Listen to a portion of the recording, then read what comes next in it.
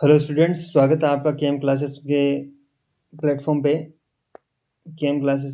आप सबका स्वागत है। हम टीजीटी पीआरटी स्पेशल एजुकेटर के लिए तैयारी कर रहे हैं, जिसमें हमने करिकुलम डेवलपमेंट कॉन्सेप्ट, मीनिंग और प्रिंसिपल्स को पढ़ना शुरू किया था, जिसमें एक क्लास हमारी हो चुकी है। उससे आगे की क्लास हम शुरू करेंगे। उससे पहले मैं आपको बताना चाहूँगा कि आप अपनी जो क्लासेस हैं उनको एक सीक्वेंस में देख लें, पूरी क्लासेस को कंप्लीट कर लें, ताकि आप जो एमसीक्यू सीरीज़ हमने शुरू की है उसके क्वेश्चंस को अटेंड कर पाएँ। और जब आप उन क्वेश्चंस को देखें, उन क्लासेस को लें, तो आपके लिए वो नया एक्सपीरियंस ना हो, आपका वो सब कुछ मैटर पढ़ा हुआ होना चाहिए, जिससे कि आपका रिवीजन भी हो जाएगा और आपको भी कॉन्फिडेंस आएगा कि हाँ, जो मैं पढ़ रहा हूँ उससे ही क्वेश्चन आएंगे और इस प्रकार से क्वेश्चन बनेंगे। जो एमसीक्यू सीरीज़ आपकी शुरू की है उसमें क्वेश्चंस मैंने उसी प्रकार से बनाए हैं जैसा सीबीएसई पूछता है, और जैसा अभी उन्होंने जो ट्रेंडिंग जो एग्ज़ाम पैटर्न उनका रहा है उस हिसाब से क्वेश्चंस बनाए गए हैं। इस सीरीज़ के साथ साथ हमारी जो पुरानी सीरीज़ हम कर रहे थे identification and need of assessment वाली, वो भी इसके साथ साथ चलती रहेगी, तो आप उसको भी साथ साथ देखते रहें। मौका हमारे पास बहुत बड़ा है, इसके बाद में बहुत कम वैकेंसी आएंगी। जैसा कि आपने बजट देखा है कल राजस्थान का, उसमें आपने वैकेंसियां देख ली होंगी कि हमारी कितनी वैकेंसियां हैं, हमारी क्या किसी भी डिपार्टमेंट में कितनी वैकेंसियां हैं। तो आप ये मौका हाथ से ना जाने दें। इसके बाद में कब वैकेंसी आएगी स्पेशल की, कब तैयारी, कैसी तैयारी होगी, कितने कैंडिडेट्स होंगे, कितना कंपटीशन होगा, उसका कुछ पता नहीं है। और आसान तो बिल्कुल भी नहीं होने वाला है जो मुश्किल ही होने वाला है। तो ये एक बहुत ही सुनहरा मौका है, और आपको यहाँ पे ऑथेंटिक कंटेंट पढ़ाया जाएगा। आप अपने मन में 1% भी ऐसा डाउट ना रखें कि जो हम पढ़ रहे हैं इस प्लेटफॉर्म पे वो आएगा कि नहीं आएगा। 100% यहीं से क्वेश्चन आएंगे, और जब क्वेश्चन आएंगे तब आप देख लेना, एग्ज़ाम दे के जब आप आओगे तब आपको पता भी चल जाएगा कि जो मैंने पढ़ा है वहाँ से क्वेश्चन आए कि नहीं आए। ठीक है, तो बाद में रिग्रेट करने से अच्छा है कि आज हम पढ़ लें। तो हम अपनी क्लास शुरू करते हैं। कल हमने एक जो टाइप था करिकुलम का, जो टाइप हमने विकास केंद्रित टाइप हमने पढ़ लिया था। ठीक है, उसके बाद में अगला जो हमारा टाइप है करिकुलम का, जो पाठ्यक्रम का जो प्रकार है उनमें से जो हम पढ़ रहे थे, उनमें अगला जो हमारा टाइप है वो है वातावरण केंद्रित। ठीक है, वातावरण केंद्रित पाठ्यक्रम को हम आज पढ़ रहे हैं। कार्यक्रम बनाते समय वातावरण के तरीकों को ध्यान में लिया जाना है, जिसका प्रभाव बच्चे की जिंदगी, व्यवहार, पुनर्वास पर होता हो। प्राकृतिक, भौगोलिक, शहरी, ग्रामीण, सामाजिक, सांस्कृतिक एवं व्यावसायिक कारक बच्चे पर प्रभाव डालते हैं। अब हम जो प्रोग्राम बच्चे के लिए बना रहे हैं, जो कार्यक्रम हम बच्चे को बना रहे हैं, वो बनाते समय हमें ये ध्यान में रखना है कि जो वातावरण के उसके आसपास का जो वातावरण है उसको हम ध्यान में रखें, क्योंकि बच्चे पे ज़िंदगी पे सबसे ज़्यादा प्रभाव उसके वातावरण का होगा। उसके व्यवहार किस प्रकार का है ये वातावरण पे डिपेंड करता है। वो पुनर्वास कर पाएगा कि नहीं कर पाएगा, उसका भी बहुत ज़्यादा असर उसके वातावरण का उस पर होता है। प्राकृतिक, भौगोलिक और शहरी, ग्रामीण, सांस्कृतिक, व्यावसायिक कारक बच्चे पर प्रभाव डालते हैं। पाठ्यक्रम का एक उद्देश्य यह भी है कि बच्चे को समाज के प्रति उत्तरदायी बनाना, मतलब उसका रिस्पॉन्सिबल बनाना, और वो ज़िम्मेदार बने। पाठ्यक्रम वर्तमान से जितना संबंधित है उतना अच्छा है। आज के समय में, वर्तमान समय में जितना जो चीज़ें चल रही हैं उससे अगर रिलेटेड पाठ्यक्रम होगा वह उतना ही अच्छा होगा। वर्तमान में वातावरण के जो कारक बच्चे पर प्रभाव डाल रहे हैं उन्हीं को ध्यान में रखकर पाठ्यक्रम बनाना चाहिए।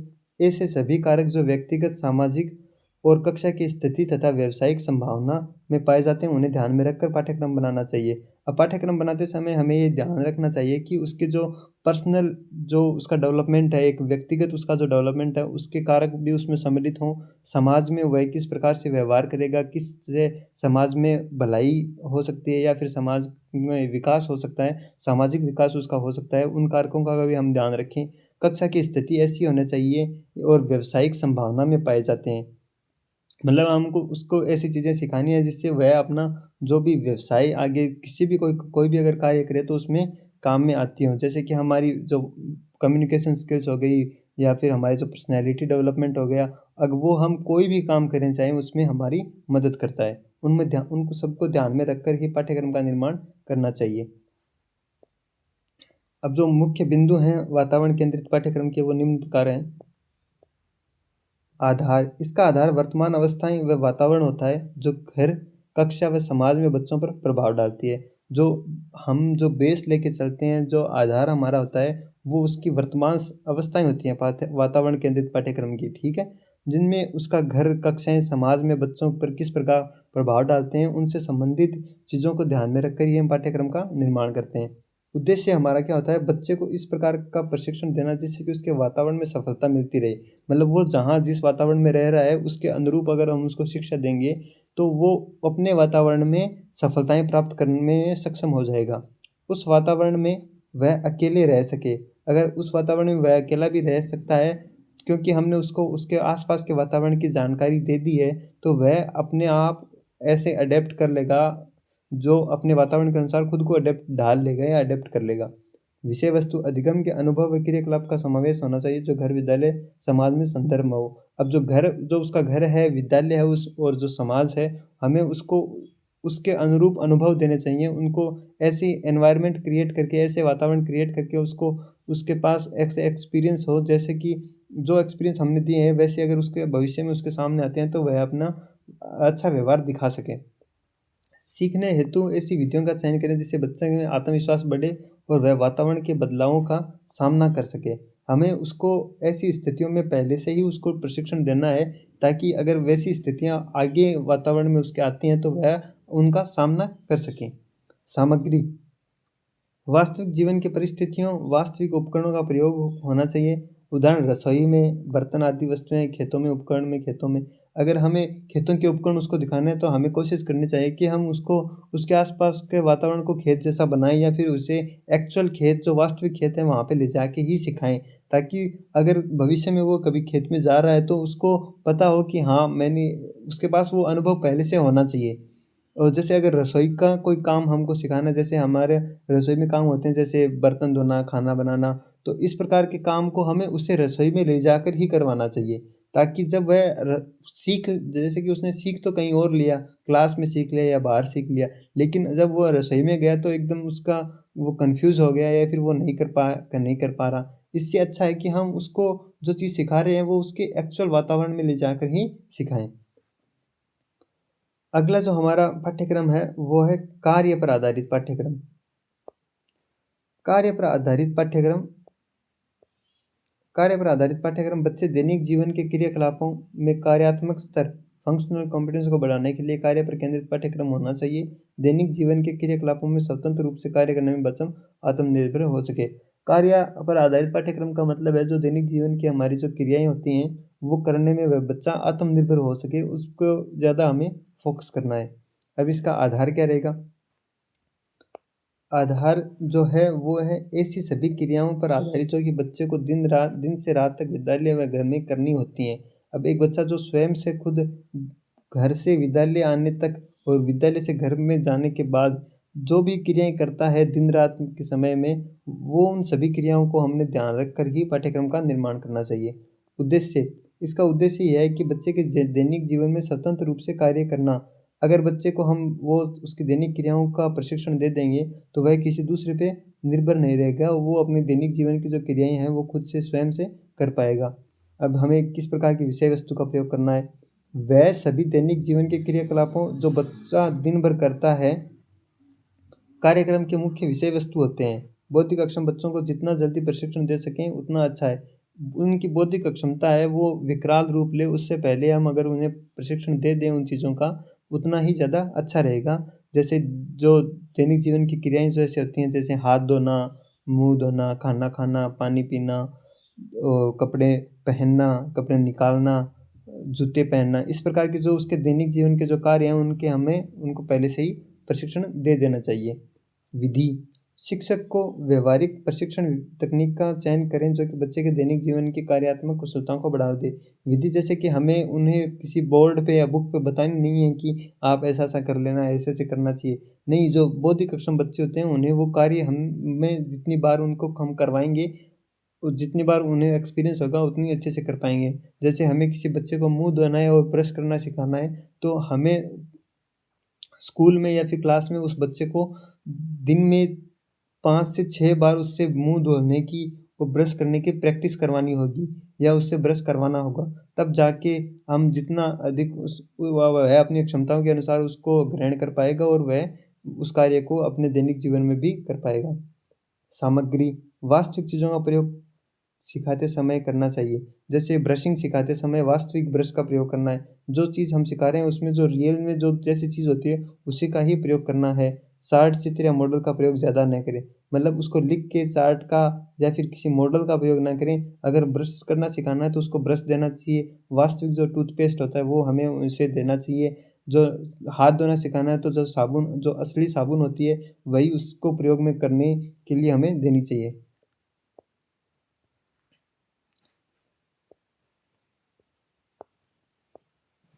यह ध्यान में रखना चाहिए कि कोई एक प्रकार का पाठ्यक्रम प्राप्त पर्याप्त नहीं है। बौद्धिक अक्षम बच्चों के लिए तीनों प्रकार अलग-अलग नहीं है, बल्कि एक दूसरे से संबंधित हैं। इसलिए शिक्षक को तीनों पाठ्यक्रमों का समाकलित रूप प्रयोग करना चाहिए और ऐसा करते समय इन तीनों कारकों को भी ध्यान में रखना चाहिए। अब कोई भी एक जो जैसे विकासात्मक या फिर वातावरण या कार्यात्मक ये तीनों अलग-अलग हम जैसे सिर्फ़ किसी एक को पढ़ाएँगे तो वो पर्याप्त नहीं है। तीनों को समाकलित करके ही हमें बच्चों को पढ़ाना चाहिए जिससे उसकी वर्तमान स्थिति, वर्तमान वातावरण और वर्तमान कार्य स्तर में सुधार आ सके। ठीक है?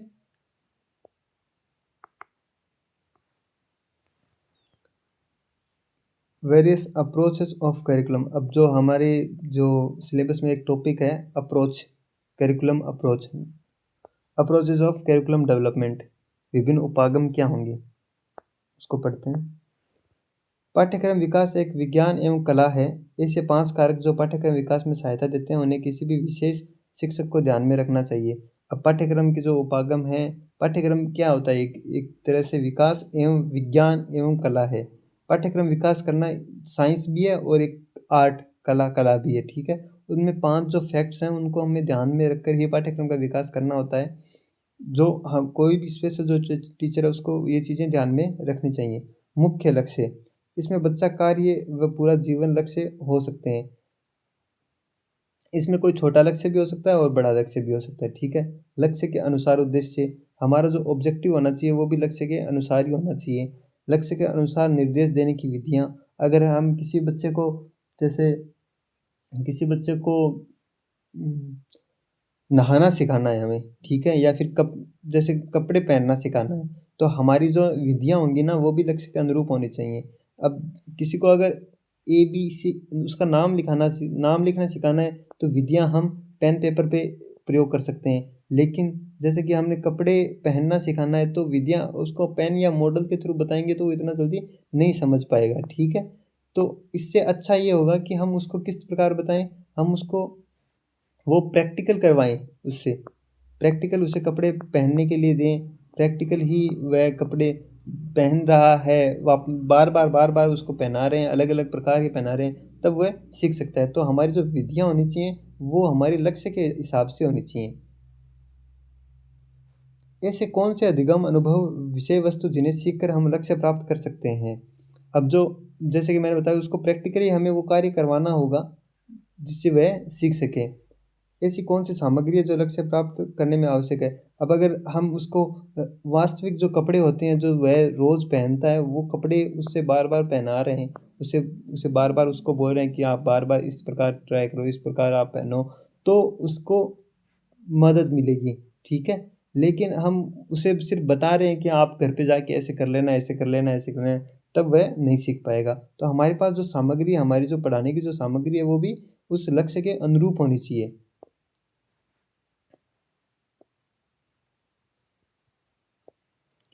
पाठ्यक्रम निर्माण के लिए बच्चे पर केंद्रित पाठ्यक्रम चाइल्ड सेंटर करिकुलम और अभी तो आपको पता है चाइल्ड सेंटर एजुकेशन का ही ज़्यादा वो चल रहा है। क्रियाकलाप पर केंद्रित एक्टिविटी सेंटर करिकुलम होना चाहिए, सर्वांगीण विकास होलिस्टिक करिकुलम होना चाहिए, ठीक है? तो इन तीनों को जो तीनों बिंदु हैं उसको पाठ्यक्रम निर्माण के जो 3 बिंदु हैं उनको हम पढ़ेंगे अभी।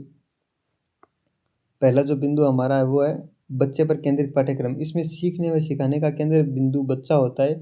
बच्चे की योग्यता एवं रुचियाँ कार्यक्रम बनाने व क्रियान्वित करने के पूर्व पता होनी चाहिए। बच्चे का एक महत्वपूर्ण स्थान है और यह व्यक्तिगत शैक्षिक निर्देशात्मक कार्यक्रम का आधार है।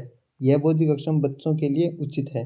अब सीखने व सिखाने का जो भी तरीका या फिर हम जो भी मैटर उसको सिखा रहे हैं उसका जो सेंटर होना चाहिए, जो उसका केंद्र होना चाहिए वो बच्चा होना चाहिए। मुख्य फ़ोकस जो होना चाहिए वो बच्चा होना चाहिए। उस बच्चे की योग्यता और रुचि के अनुसार हमें कार्यक्रम बनाना चाहिए। जैसे कोई बच्चा खेल के ही सीखता है सबसे अधिक, वो पेन पेपर से नहीं सीख रहा है, तो हमें कोशिश करनी चाहिए कि जितना जो चीज़ें हमें उसे सिखानी है वो हम उसे खेल के द्वारा सिखाएँ। जो भी लेसन प्लान, जो भी कार्यक्रम उसके लिए तैयार कर रहे हैं वो खेल से जुड़ा हो। क्रियान्वित करने से पूर्व पता होना चाहिए। ये चीज़ें हमें जो हम प्रोग्राम जो बना रहे हैं उसको लगाने से पहले जो हम असेसमेंट कर रहे हैं उससे हमें पता पहले होनी चाहिए। बाद में पता करने का कोई फ़ायदा नहीं है। पहले हमें जो कार्यक्रम उसके लिए बना रहे हैं उससे पहले हमें पता होना चाहिए कि वह बच्चा किस प्रकार सीखता है, उसकी क्या योग्यताएँ हैं, उसकी क्या रुचियाँ हैं। बच्चा एक महत्वपूर्ण स्थान है और यही व्यक्तिगत शैक्षिक निर्देशात्मक कार्यक्रम का आधार है। जो बेस है वो बच्चा ही है, बच्चा ही महत्वपूर्ण है। सबसे महत्वपूर्ण क्या है? बच्चा है। यह बौद्धिक अक्षम बच्चों के लिए उचित है और जो हम स्पेशली एबल्ड बच्चे, जो आईडीडी वाले बच्चे होते हैं उनको जब हम पढ़ाते हैं तो ये चीज़ और भी अधिक लागू होती है, क्योंकि उन बच्चों के व्यक्तिगत आवश्यकताएँ अलग होती हैं। तो हम पूरा फ़ोकस हमारा जो रहता है वो करिकुलम या विधियों पे ना होके बच्चे पे रहता है कि बच्चे की क्या ज़रूरतें हैं। अब इनकी जो मुख्य विशेषताएँ हैं वो क्या है? बच्चे पर केंद्रित पाठ्यक्रम की आधार। प्रत्येक बच्चा विशिष्ट एवं अलग है। प्रत्येक बच्चे की उसकी रुचियाँ, अभिवृत्तियाँ, योग्यता के अनुसार ही सिखाना चाहिए। इस तरह के पाठ्यक्रम में किसी भी क्रिया को ज़्यादा सीखने वाला महत्व रखता है। अब जैसा कि मैंने आपको बताया कि जो स्पेशल वाले बच्चे होते हैं वो हर एक बच्चा अलग रहता है, ठीक है? अलग होता है, उसकी रुचियाँ अलग होती हैं, उसकी आवश्यकताएँ अलग होती हैं, उसकी योग्यताएँ अलग होती हैं, तो उसी अनुसार हमें पाठ्यक्रम का निर्माण करना चाहिए। इसका उद्देश्य बच्चे के कौशलों की कमियों को पूरा करना होना चाहिए। जो पाठ्यक्रम हम बना रहे हैं वो बच्चों के जो कौशल हैं, उन जो स्किल्स उसमें हैं, उनको निर्माण करिए या उनमें जो स्किल्स नहीं हैं उनको वापस से लेके आए। विषय वस्तु उन सभी अधिगम अनुभवों को जो कि उसकी क्षमता व ज़रूरतों के अनुसार हैं, लिया जाता है। अब जो विषय वस्तु है उसमें वे अनुभव हम उसे देंगे या उन अनुभवों का निर्माण करने की कोशिश करेंगे जिससे कि वह उस स्किल या फिर उस कौशल को प्राप्त कर सके। विधि सीखने व सिखाने की ऐसी तकनीकों को शिक्षक जाने जो बच्चे की योग्यता, अभिवृत्ति व रुचि के अनुसार हों। यदि बच्चे को खेल की रुचि है तो उसे खेल क्रियाओं द्वारा ही सिखाया जाए। ये मैंने आपको ऊपर बता दिया है। अधिगम सामग्री बच्चे की योग्यता, रुचि व आयु के अनुसार होनी चाहिए। उदाहरण पिक्चर, आर्ट, मॉडल्स इत्यादि का प्रयोग हमें करना चाहिए।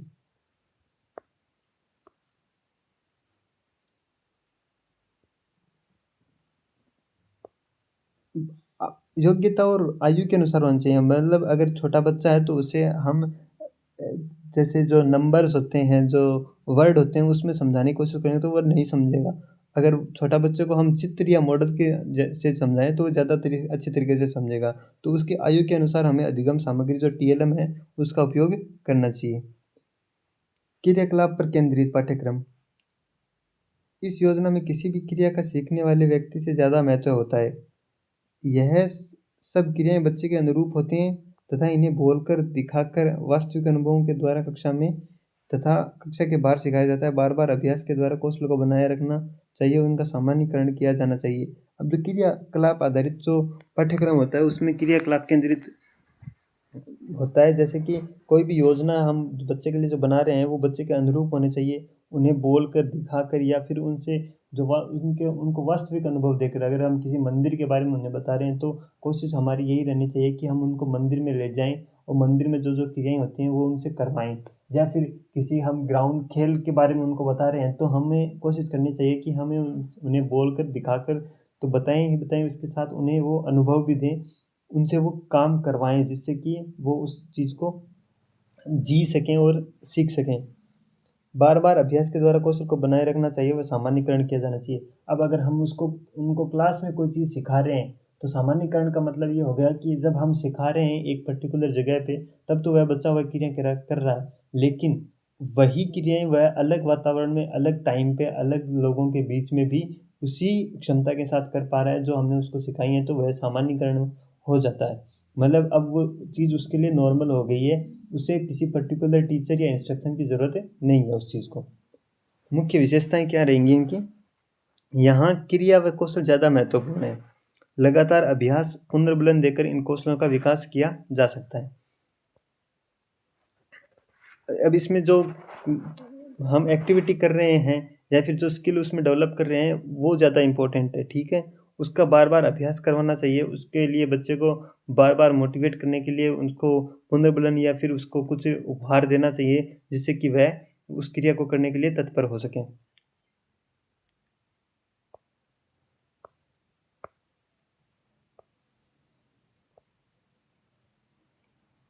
उद्देश्य ऐसी कुशलताओं को सीखना जिससे कार्य स्तर में उन्नति हो सके। अब इसका उद्देश्य क्या होगा कि हम उसको ऐसे कौशल सिखाएँ जिससे कि वह अपने स्तर में वृद्धि कर सके, विकसित हो उनका डेवलपमेंट कर सके। विषय वस्तु कार्य व कौशल के अनुसार ही अधिगम के अनुभव दिए जाते हैं। इन्हें एक क्रम में रखकर इनका कार्य विश्लेषण किया जाता है। अब इनको एक क्रम में रख के सिखाया जाता है कि पहले हम उनको जो कम स्तर के अनुभव हैं वो देंगे, फिर उससे बढ़ाएँगे, फिर और बढ़ाएँगे, फिर और बढ़ाएँगे। ऐसा नहीं कि हम डायरेक्ट उनको जो जटिल अनुभव हैं वो डायरेक्ट दे सकें। तकनीक सीखने की तकनीक जैसे-जैसे कार्य विश्लेषण, टास्क एनालिसिस, चेनिंग, मॉडलिंग, शेपिंग एवं पुनर्बलन का उपयोग करना चाहिए। ये तकनीक मैं आपको जब आईपी पढ़ाऊँगा, आईपी की मैं आपको बहुत ही अच्छी तरीके से इन चीज़ों को मैं पढ़ाऊँगा कि चेनिंग क्या होती है, मॉडलिंग क्या होती है, शेपिंग क्या होती है, ठीक है? सीखने की सामग्री पर्याप्त मात्रा में होनी चाहिए जैसे black board, chart, pictures, model, flash card, field trips आदि। अब जो सीखने की सामग्री है वो हमें पूरी हमारे पास होनी चाहिए जितनी होती है। किसी भी एक प्रकार की सामग्री जो उस क्रियाकलाप के लिए आवश्यक है उसमें कमी हमारे जो अनुभव हैं क्रियाकलाप आधारित उनको बिगाड़ सकती है। अभी मैं आपको थोड़ा-सा चेनिंग और मॉडलिंग के बारे में बता देता हूँ। चेनिंग का मतलब होता है कि जो कार्य हम उसको सिखा रहे हैं, तो वो पिछला कार्य उससे अगले वाले से जुड़ा हो, ठीक है? उनको हम जोड़ के पूर्ण कार्य रूप देते हैं। मॉडलिंग का मतलब होता है कि हम बच्चे को पहले करके दिखाते हैं कि जैसे कि सॉक्स पहनना है, तो मैं उसे सॉक्स पहन के पहले दिखा रहा हूँ और फिर बच्चे को वैसा ही दोहराने के लिए बोल रहा हूँ। शेपिंग का मतलब हो गया कि हम जो काम है उसको तोड़-तोड़ के पहले उसको करवाते हैं, तोड़-तोड़ के फिर हम उसको एक साथ पूरा करने के लिए बोलते हैं। और पुनर्बलन हम जब वह कार्य कर लेता है तो जैसे उसे प्रोत्साहन के लिए कुछ बोलते हैं, जैसे कोई चॉकलेट दे दी, शाबाशी दे दी, इस प्रकार से वर्बल ये पुनर्बलन भी अलग-अलग प्रकार के होते हैं, तो उसे पुनर्बलन कहा जाता है। ये सारी चीज़ें मैं आपको आईपी वाले टॉपिक में वापस से बताऊँगा, तब अच्छे से क्लियर हो जाएँगी। अगला जो हमारा है वो है सर्वांगीण विकास। बच्चे की अभिवृत्ति, कुशलता, सामाजिक, आर्थिक व व्यावसायिक ज़रूरतों को ध्यान में रखकर यह पाठ्यक्रम बनाया जाता है, ताकि बच्चा समाज के प्रति उत्तरदायी हो। बच्चा अपने वातावरण की उत्पत्ति और उससे अपने वातावरण की माँगों को पूरा करना होता है। इस कारण उसे कौशल विकसित होने चाहिए, वह समाज का हिस्सा है। अब जो सर्वांगीण विकास है उसमें उसके हर प्रकार के विकास किया जाता है, जैसे उसकी एप्टीट्यूड का भी विकास किया जाता है, स्किल्स का भी किया जाता है, उसका जो सोशल एनवायरनमेंट है, जो आर्थिक स्थिति है, जो वोकेशनल चीज़ें ज़रूरतें उसकी हैं उनको भी पढ़ाया जाता है। उन उन सबको ध्यान में रखकर पाठ्यक्रम का निर्माण किया जाता है, ताकि बच्चा समाज के प्रति रिस्पॉन्सिबल बने, उत्तरदायी हो। बच्चा अपने वातावरण की उत्पत्ति है और उसे अपने वातावरण की माँगों को पूरा करना चाहिए। लाइक एक बच्चा क्या होता है वो अपने आस-पास के वातावरण से ही बना है और उसे ऐसा होना चाहिए कि वह अपने आस-पास के वातावरण की ज़रूरतों को पूरा कर सके। इस कारण उसे कौशल विकसित होने चाहिए और यह करने के लिए उसमें कुछ कौशल्स को विकास करने की ज़रूरत होती है। वह समाज का हिस्सा है और समाज में समाकलित करना ज़रूरी है।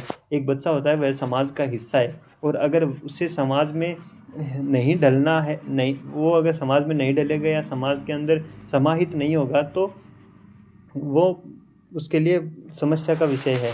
तो हमें उसके ऐसा पाठ्यक्रम बनाना चाहिए जो वह जहाँ से आया है, जिस समाज का वह हिस्सा है, उस समाज में भी अपने आप को समाकलित कर सके। इसलिए पाठ्यक्रम को जीवन केंद्रित पाठ्यक्रम, समाकलित पाठ्यक्रम और विस्तृत पाठ्यक्रम भी कहा जाता है। अब जो सर्वांगीण विकास का सर्वांगीण पाठ्यक्रम है उसके ये नाम भी आपको याद करने हैं। जीवन केंद्रित पाठ्यक्रम, समाकलित पाठ्यक्रम और विस्तृत पाठ्यक्रम। अब इसकी जो मुख्य विशेषताएं हैं वो क्या क्या हैं देखते हैं। आधार, बच्चे का जीवन अपने पूरे वातावरण में समाकलित हो सके, ऐसा प्रशिक्षण देना चाहिए जिससे वह आत्मनिर्भर हो सके। वातावरण से पृथक करके प्रशिक्षण नहीं देना चाहिए। अब जो भी बच्चे को प्रशिक्षण देना है वो उसमें उसके वातावरण से रिलेटेड होना चाहिए। ऐसा नहीं है कि हम उसका वातावरण कोई और है और हम उसको अनुभव किसी और वातावरण में दे रहे हैं। बच्चे में आत्मविश्वास व कुशलताओं का विकास करना इसका उद्देश्य है। बच्चा अगर अपने ही वातावरण में वो चीज़ें सीखेगा और जो सीखी गई चीज़ें हैं उनका उपयोग भी कर पाएगा, तो उसमें आत्मविश्वास की वृद्धि होगी और उसमें स्किल्स का भी डेवलपमेंट होगा। अधिगम के ऐसे अनुभव देने चाहिए जिससे उसका पूर्ण रूप से विकास हो सके। उसका सामाजिक, आर्थिक, व्यवसायिक वातावरण समन्वय पुनर्वसन हो सके। ये मैंने आपको बता दिया कि हमारी जो विषय वस्तु है वो इस प्रकार की होनी चाहिए जो उसका सर्वांगीण विकास कर सके, जिसमें उसका सामाजिक विकास, शारीरिक विकास, आर्थिक विकास और वातावरण भी इसका व्यावसायिक वातावरण का भी समन्वय मिला हो। विभिन्न प्रकार के सीखने की विधियां प्रयोग में लानी चाहिए, जैसे फील्ड ट्रिप्स, प्रोजेक्ट, प्रदर्शनी, जिससे बच्चों के बाहरी दुनिया के बारे में जानने का मौका मिले और उनका आत्मविश्वास भी बढ़े। हमें जो विधि प्रयोग लेनी है वो हमारी जो कार्यक्रम है, जो हमारे जो सीखने का उद्देश्य है उसके अनुरूप होनी चाहिए। सामग्री, विभिन्न प्रकार के सीखने की सामग्री का प्रयोग करना चाहिए। चित्र, chart, model, film, field trips इत्यादि का हमको प्रयोग करना चाहिए। अब जो समरी है जो हमने पढ़ा है उसका जो सारांश है वो हम पढ़ लेते हैं एक बार। सारांश, किसी समूह या बच्चे के कार्यक्रम को बनाने में विशेष शिक्षक की मुख्य भूमिका होती है। कार्यक्रम बनाते समय पाठ्यक्रम विकास के सिद्धांतों, उपागमों, बच्चे की योग्यता आदि को ध्यान में रखना चाहिए, बच्चे की कुशलताओं में वृद्धि कर सकें। तो अब जो हमने जो भी सिद्धांत पढ़े हैं पाठ्यक्रम के, जो भी अप्रोचेज हैं, उपागम हमने पढ़े हैं, जो भी टाइप्स हमने पढ़े हैं पाठ्यक्रम के, उन सबको ध्यान में रख के ही हमें बच्चे के लिए कार्यक्रम तैयार करना होता है। पाठ्यक्रम को एक ऐसा स्वरूप का उपयोग बौद्धिक अक्षम बच्चों के लिए नहीं करना चाहिए। पाठ्यक्रम को एक जैसे स्वरूप का हमें प्रयोग नहीं करना है, क्योंकि अपनी अलग अलग विशेषताएं व ज़रूरतें होती हैं। विशेष बच्चों की क्या होती हैं कि उनकी अलग अलग ज़रूरतें और आवश्यकताएं होती हैं। किसी विशेष विद्यालय में पाठ्यक्रम की योजना व क्रियान्वयन विशेष शिक्षक व विशेषज्ञों की साझेदारी पर निर्भर करता है। अब किसी भी स्कूल में जो स्पेशल स्कूल है उसमें पाठ्यक्रम का इम्प्लीमेंटेशन और जो क्रियान्वयन है वह सभी विशेष शिक्षकों की साझेदारी पर निर्भर करता है। तो ये हमने पाठ्यक्रम वाला टॉपिक था उसको कंप्लीट किया है। इसके बाद में हमारा अगला जो टॉपिक रहेगा वो विभिन्न स्तरों पर पाठ्यक्रम का प्रारूप रहेगा। ठीक है, तो ये हम अगली क्लास में पढ़ेंगे। इससे पहले मैं आपको कुछ बता देना चाहता हूँ। जैसे ये सीरीज चल रही है, इस सीरीज के बाद मैं इस सीरीज के भी MCQ लेके आऊँगा। ठीक है, तो आप इसको भी रेगुलर देखते रहें और पीछे वाली सीरीज़ को भी कंप्लीट कर लें, जिससे कि उसके MCQ जब हम कंप्लीट करें तो आपको समझ में आए, आपको पता चले कि हमारा जो सिलेबस है उस अकॉर्डिंग ही आपको क्वेश्चंस करवाए जा रहे हैं और इसी प्रकार के क्वेश्चंस आपसे पूछे जाएंगे। समय हमारे पास अधिक नहीं है। हमारा जो रिज़ल्ट है वो रिज़ल्ट इसी महीने में 20 तारीख से पहले पहले आपको रिज़ल्ट देखने को मिल जाएगा। ठीक है,